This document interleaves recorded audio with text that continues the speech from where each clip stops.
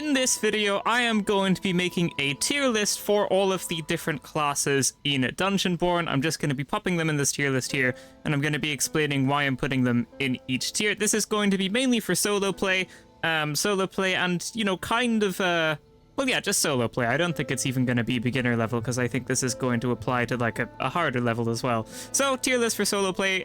This is all in order, so we have the Fighter, Priest, the Rogue, Pyromancer, Death Knight, Cryomancer, this is the Swordmaster, and then the Druid, and these symbols are actually, like, in-game as well. They're, like, whatever badge you have or something, depending on what class you play. I think it says it in the kill feed as well, but it might not.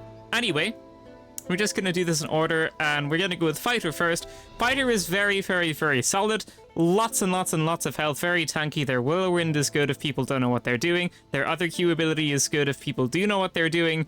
And both of your E abilities are basically just movement buffs, which is nice because you're going to want to catch up to someone to finish them off. But just very tanky, lots of health. You're slow, but you're not that slow.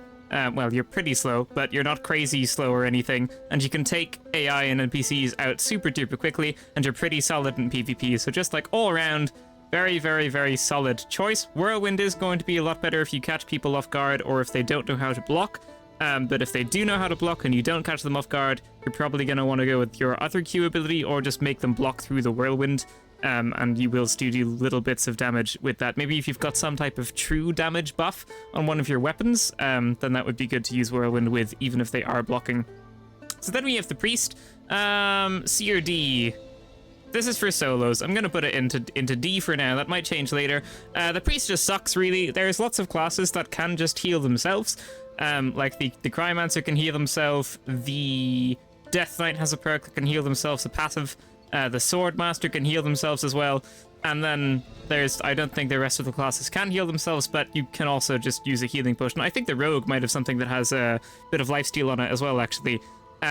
So none of those classes, you can just heal yourself on that, or if you've got the passive / the abilities, or you can just also use a healing potion or a bandage, which are both really, really cheap to buy, or really cheap to make, because Cloudy Life Essence is practically everywhere in-game, so you can just craft a bunch of them, assuming you get out of the raids with them. So, the heals really isn't going to be fantastic, and yeah, the immunity for 3 seconds is okay, but it's really not going to be the best thing ever, so I'm just going to put it into D. They really don't have much killing capability, and they do use staffs, but if you're using a lightning staff, you know, you're probably not going to be able to do so much with that unless you're slowing someone, so then you'd have to pair that with like a potion as well, just so that you could do maybe a little bit of damage, and then you'd also be relying on potions, which isn't going to be good for any class. So I'm going to leave this in D. Your heals, well, your heals are okay, and your heals do also obviously do damage to enemies as well, but it's really just not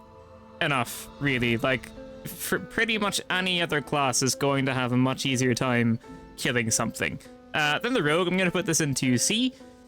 It's just not that good. I feel like, you know, I think it is going to be a little bit better in teams, but for solos, unless someone really doesn't know what they're doing, or they really, really panic when you attack them the first time, I think you're just going to die. Like, if you're against a fighter, they're just going to hit you with a charge attack, and there's like half your health gone. If you're playing against a Druid, they're just going to jump out of there, and then like trench you and stuff like that. You can play the Rogue quite well. You know, if you petrify someone with like a crossbow shot and then use the Thunderclap Flask at the right time to slow them down and then hit them with like another crossbow shot and kind of deal damage to them from afar, that might work.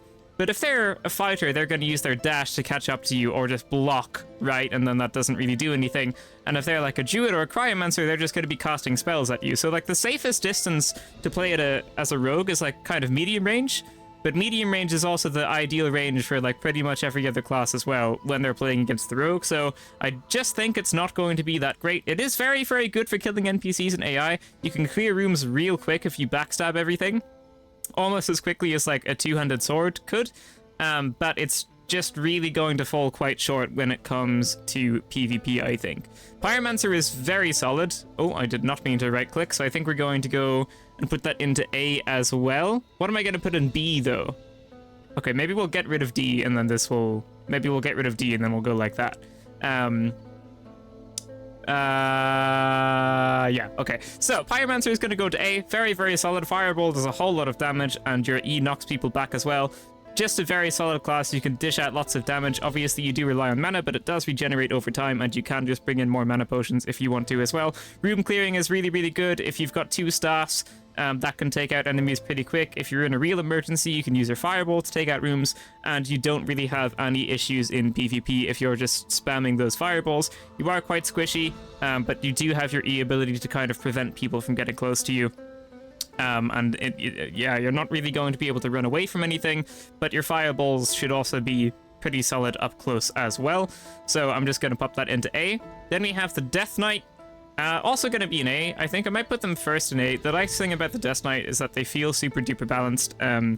So both of their Q abilities are like a AoE attack that has a little bit of range on it and like a kind of radius around you. Just very, very good for doing extra bits of damage while you're just having a 2-handed sword fight against someone. And obviously you can use your E ability to grab them and pull them in towards you into that AoE.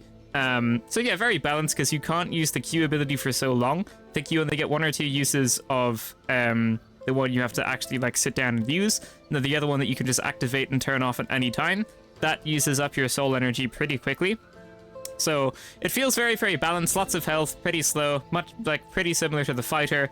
But if you can hit those grabs, this is definitely going to be very, very good against mages or someone that doesn't want to be close to you. You're just going to be able to bring them in, and instead of having to kind of go towards them like the fighter would, you can just bring them to you with the grab, which is very, very nice. You do want to make sure you can hit that grab though, because if you don't, then you might be in a bit of a pickle.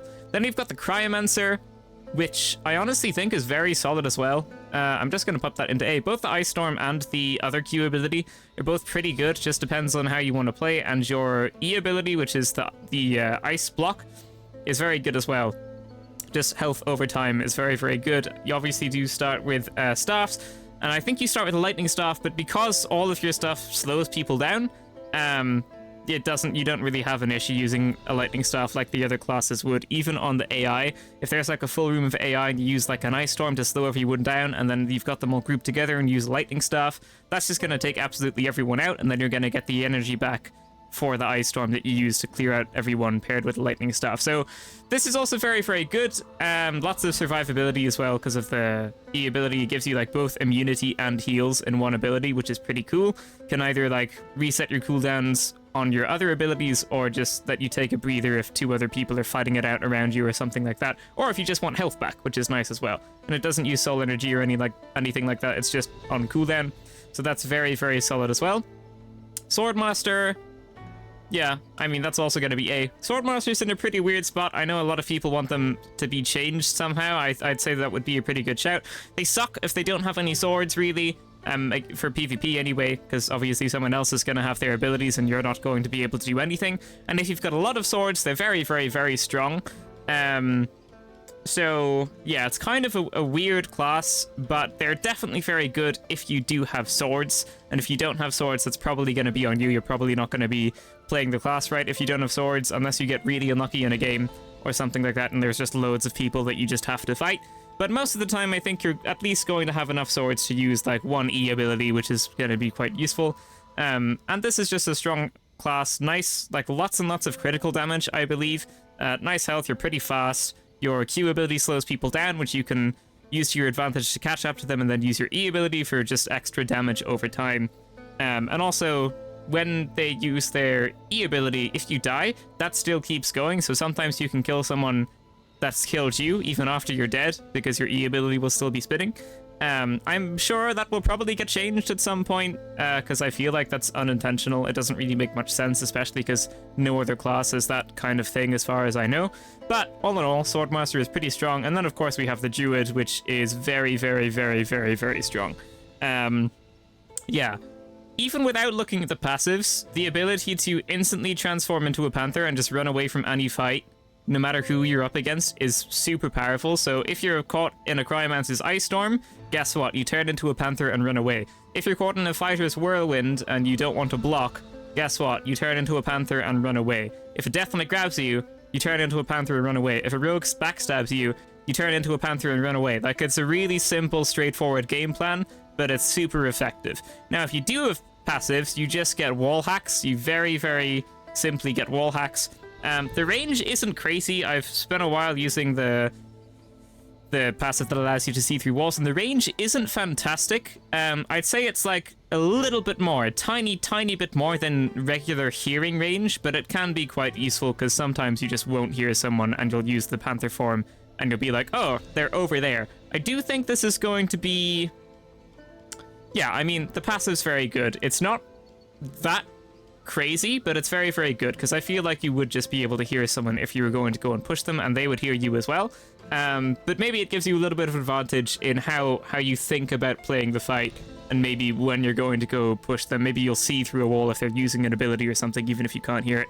So the wall hacks are definitely good. Having the 2 Trents is very, very good as well, and the one that gives you the Trent with the shield is very, very good too. If you hit all of your passives with the Druid, on top of the Druids, like, just as a base class being very good, it's just absolutely insane. You got wall hacks, you got shield, you got 2 Trents, and then you've got, like, 2 staffs and your panther form and jump. So you've got, like, 7 things going for you there that are just really, really, really quite strong. It should be no surprise that this is going to be an S class. It is just the strongest class. And if you have 1 lightning staff and 1 fire staff, which is what I like to do, you can still clear out NPCs and AI pretty quickly, and you do just have your Trent as well, which absolutely helps with that, and that doesn't use any of your energy, so you can just, like, spam Trent in pretty much every room if you're not worried about someone sneaking up behind you and then you not having a Trent because it's on cooldown. But yeah, I'd say that's a pretty good spot. Again, you probably could put Swordmaster in S if you have all of your swords. It's a pretty solid class. It's definitely very annoying to play against. Maybe I'll put it first in A, because it definitely is pretty good. Am I happy with this? I'm gonna put Cryomancer in front of... I'm gonna put the Cryomancer behind... No, I'm gonna put it in front of the Pyromancer, actually. So from left to right is what I think is best to worst. So we got Druid and S tier, because I do think they're just very reasonably the best class. And the devs have actually confirmed in the official Discord that they are going to be getting nerfed, I think, next week, so that's good. We'll have to see what they do. Probably some type of cooldown on how quickly you can turn into Panther form, which would make a lot of sense. We'll have to see if anything else is done about that. Then Fighter, A tier. We've got Death Knight, Cryomancer, Pyromancer, and the... No, I got that wrong. Swordmaster, Death Knight, Cryomancer, Pyromancer, and then the Fighter. And then in B, we have the Rogue and the Priest. I might actually just put both of these into B, because I don't think the Priest is that much... Well, I mean, for solo play, I don't know. I don't know where to put the Priest. It's like, it's really not that good. Unless someone really doesn't know what they're doing and they just chase you as you're healing and they keep trying to damage you and you keep healing. Unless that very specific situation occurs, I think you're just not going to win very many fights as a priest. So I think for solo play, for PvP, which is what this tier list is for, like, I am going to put the priest in C.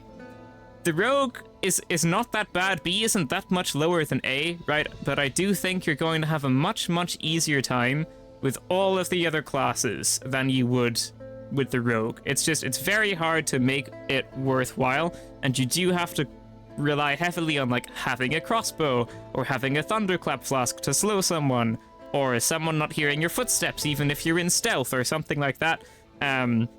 So I think for those reasons, for one of those reasons anyway, I think one of the other classes would be better. But yeah, there you go. I think that's a pretty solid tier list, at least for the moment. So there you go. Thank you so much for watching, ladies and gentlemen. That is going to be it for this video. If you liked it, leave a like, subscribe, and I will see you in the next one. Farewell.